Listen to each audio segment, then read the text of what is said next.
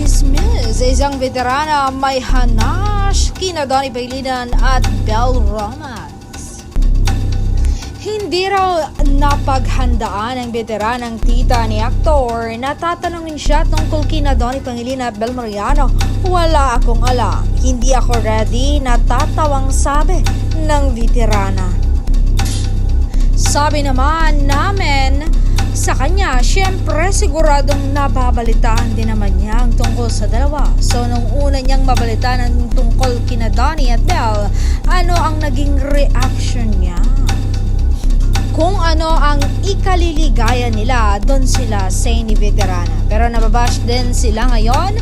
May advice ba siya rito? Ganun talaga sa industry. When you're out there, it's something you have to deal with. Not everybody will like what you do. Not everybody will like you. Basta wala kang sinasaktan. Yon